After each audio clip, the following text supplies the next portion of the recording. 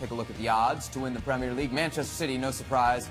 You're going to have to spend a lot of money to make any money. You're going to bet on City to be champions. Liverpool, Manchester United, and Chelsea, their top 4 contenders to win the Premier League. Chelsea coming in at 12-1. Reminder of what City has done in the summer transfer window. Riyad Mahrez, the big inclusion, £60 million coming over from Leicester City.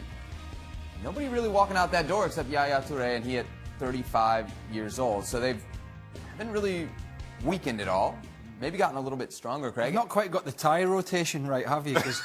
Because yesterday everybody wore a tie apart from you, sorry to digress, and today you've come in with a tie, and clearly this is a no tie day, it's a Friday. Right. Well, I didn't, again, get the memo. Clearly I'm not in the inner circle here on the ESPN FC bubble. Man City, I would think... Can they get back to 100 points? I would think that's less of a concern for I don't think there's one person at Man City will be thinking about that. I think they'll be thinking about seeing off a potential threat from Liverpool, who've spent well. They'll be thinking about prioritising the Champions League, which was a big disappointment for them last year when they were beaten comfortably by that Liverpool side over 2 legs. And obviously Riyad Mahrez has been the big signing. He will play, but how often is he going to play? People seem to think Raheem Sterling's just going to fall by the wayside. Raheem Sterling, Pep Guardiola likes Raheem Sterling. He played him more centrally.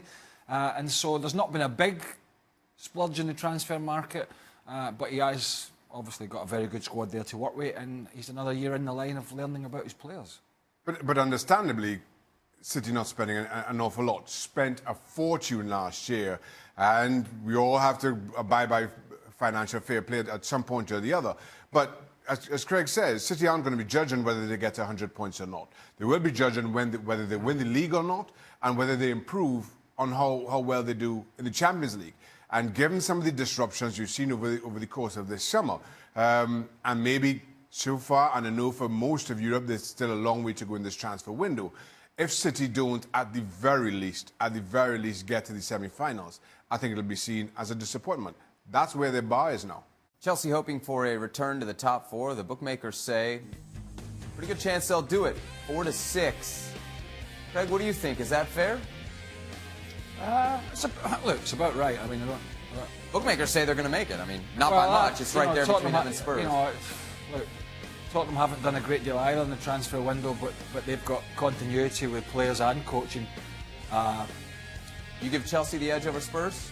No, I think I'm just going to go for Spurs at the moment, just because it's so much uncertainty at Stamford Bridge, and obviously the continuity Spurs have got, and Sarri's just in there. He's got a few problems already. Haven't been a great transfer window for them so far. So no, I can see some more Europa League football for them. And don't forget, they are playing on a Thursday night in Europa League, so it'll be Thursday, Sunday for them most weeks when the European competition is on. I'm giving Chelsea the edge just here, and that is dependent on, as we have been saying. That's on the current squad. On the current squad. They keep hold of Courtois and Hazard, as we've been saying. I just give Chelsea the edge. My concern with Spurs is, as good as they've been over the last couple of seasons, there's been no freshening of the squad, no significant freshening of the squad, and you just wonder if that's going to start to tell. If maybe that lack of impetus maybe has an effect on the dressing room. How many times in the last few years have we sat here and talked about Chelsea maybe just sneaking into the top 4? I'll tell you, none. Yep. Most years we sit here and we talk about them being potentially champions. Title debate. It's a title debate, first or second. We talk about them spending big in transfers. We talk about them, having a go at the Champions League again. And we're sitting here having and I think rightly so, but we're sitting here having a conversation a bit like it's almost as if they've become a kind of Arsenal, where will they make the top 4, and will that be a success? Now, I'm sorry for Roman Abramovich, that has never been a success. Right, getting in the top 4 might financially be better for them, but it's not a success, and it never has been for this manager, for this owner.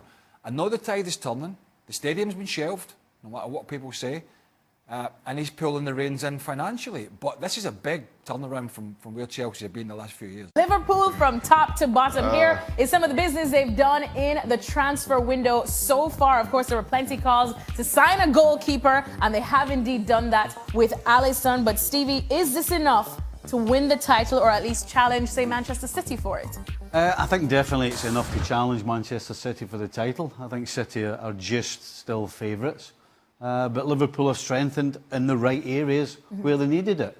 They've added Shaqiri to the front line.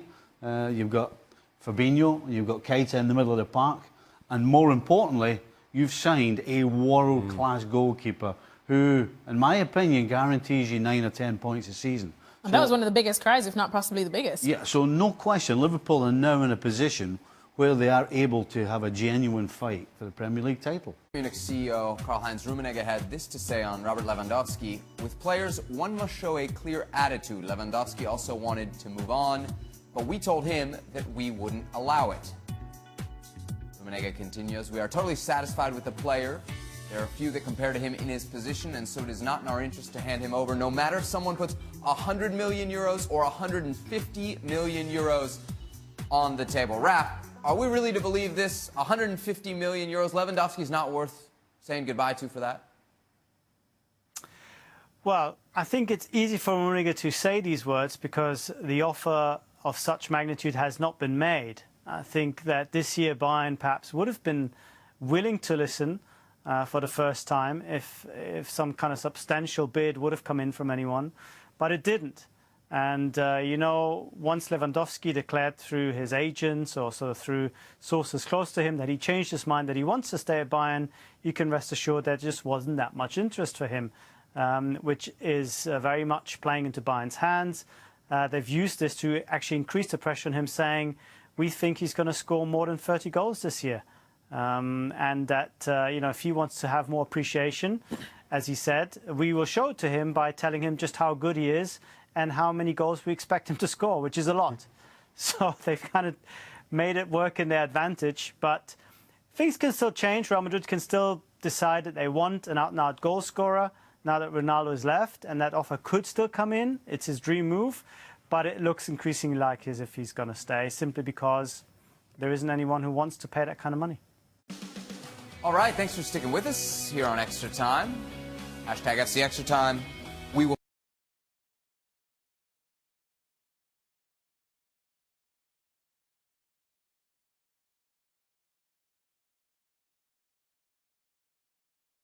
I thought that one through. No, I haven't thought that. The show is in one place and Extra Time's in another, so you've sought us out somewhere. On the podcast, Extra Time comes right after this show. Shaka. You know, it just takes a rocket scientist sometimes to figure out. Oh, no. Thanks for sticking Just with have to us. listen to the podcast. Yep. Thank you. Thank you, Shaka. I hate these cheers. You and them cheers. But they've been They put little upgraded. cup We have holders on the cup side and holders now. everything. Shaka says these cup holders have been here for weeks. This is, I swear, it's the first day I noticed it. Well, Fantastic. need to come to work some more then. Yep. All right, Sharat wants to know, how far can Barcelona go this season despite losing creative midfielders like Xavi a while ago and Iniesta?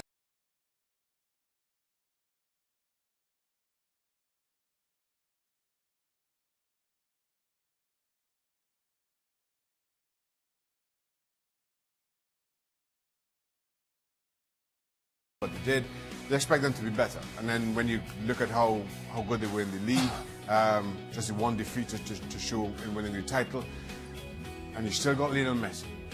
Most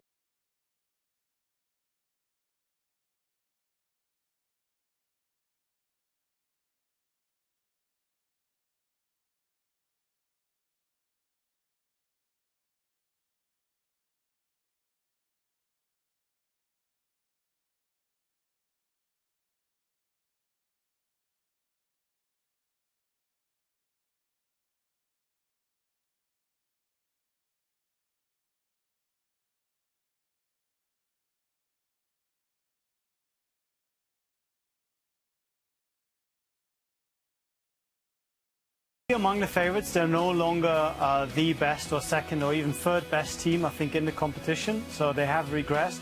And I do worry about that lack of metronomic control that they've had in the centre. The emphasis seems to have shifted more to the final third.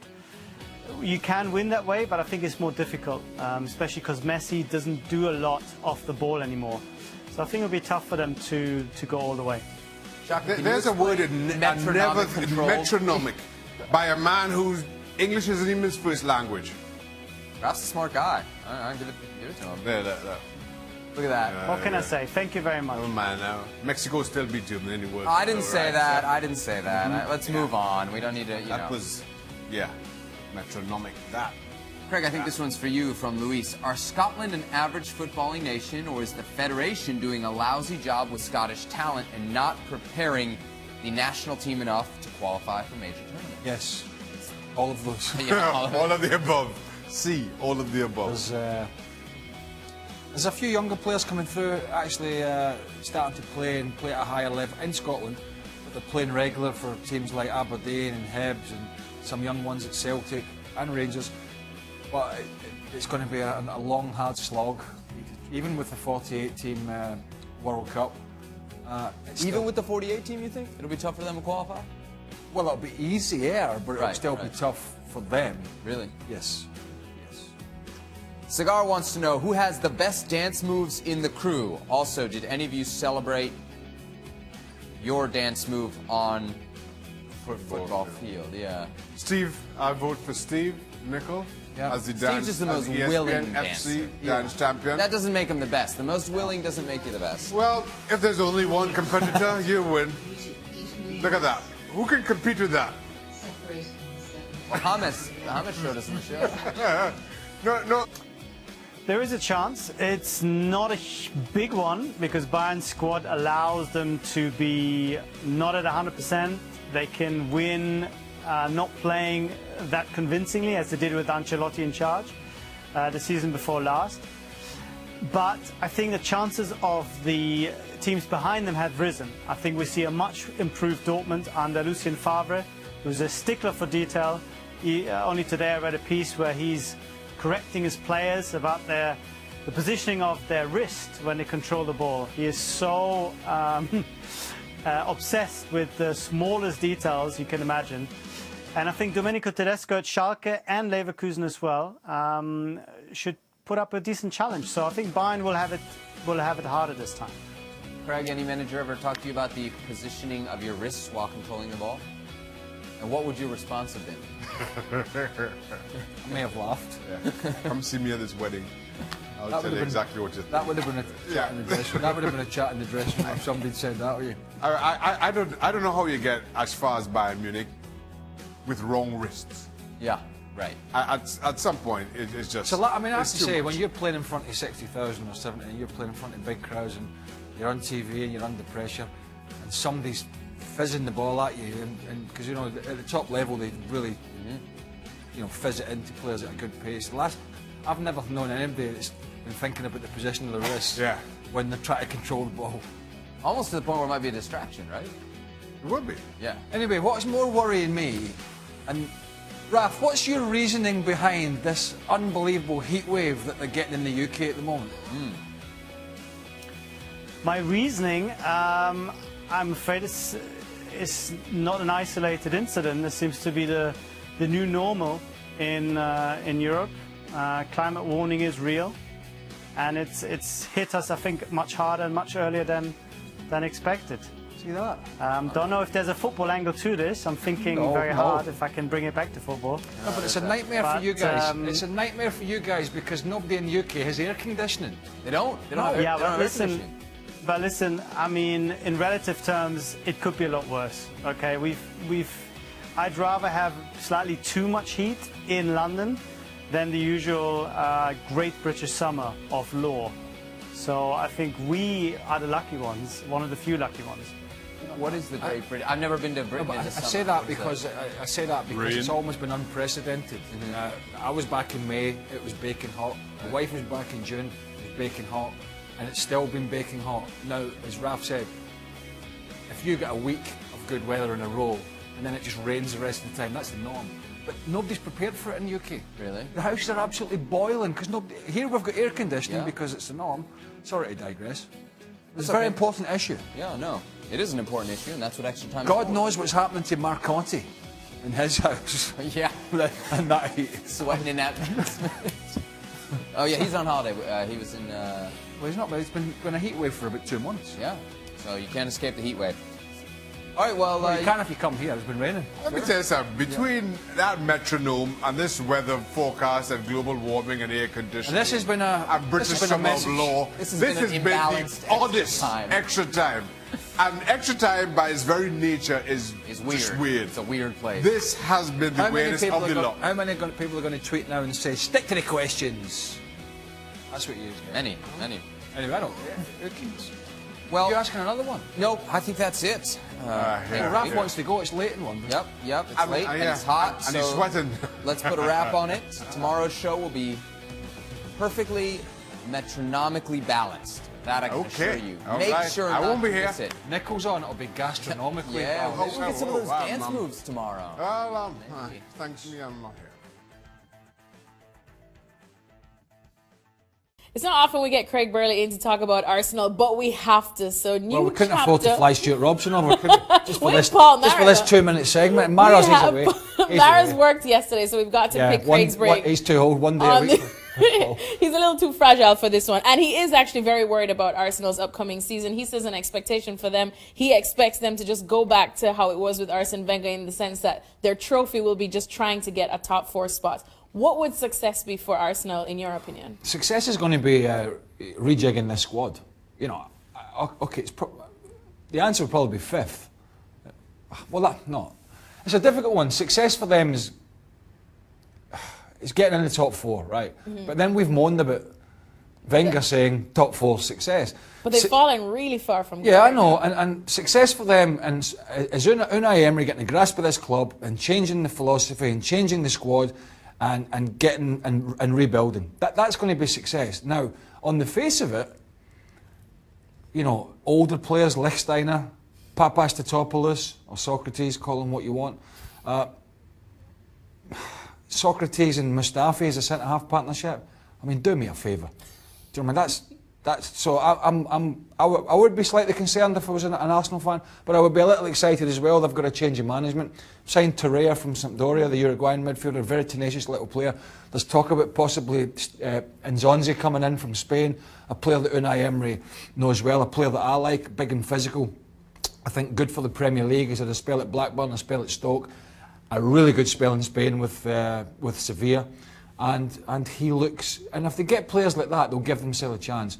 But I don't think there's anything we've seen in this transfer window clearly to get super excited about Arsenal. Well, someone that they still have, of course, is Mesut Ozil, and we know that he has been stealing headlines for Yeah. the good, the bad, and the ugly, both for club and country in recent times. So how does Emery deal with this situation and try to get the best out of him? Because he's recently said that he thinks that Ozil can handle the captaincy at Arsenal. Would that be a good move?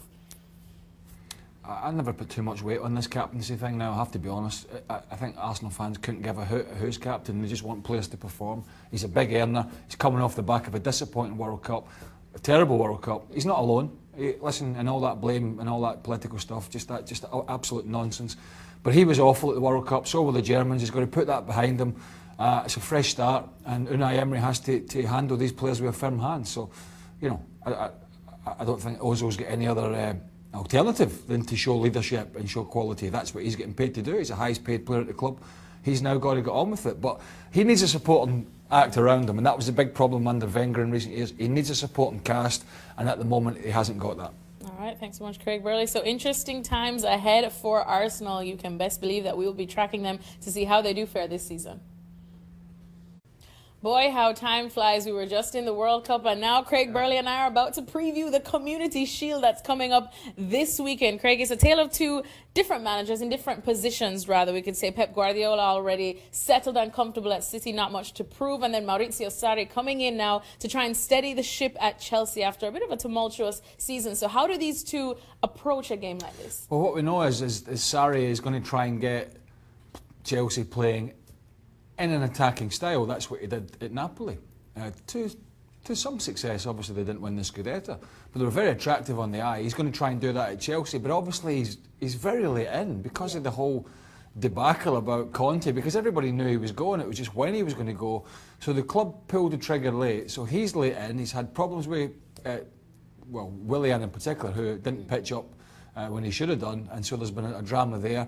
There's still a chance that they could lose some players, i.e. Courtois and Hazard. The big question mark over Morata his form after last year. So lots of questions for Chelsea and for Sarri. I think for City, just a little look at what most think will be a bit of a juggernaut, the same as last season. I don't really see anything that's going to change that. Who do you think could use this title more? I mean, it's always good to start the season with a bit of silverware. Yeah, but I mean, you know, at the end of it, let's be honest. None of the two of them give a stuff if they win it or not. I'm trying to hype it up. Well, no, but I'm just saying, you know, at the end of the day, there's a bigger picture here, and you know, I'm sure there'll be a full house, and you know, look, it is. You do want to get off to a positive, as you see some of the results from before.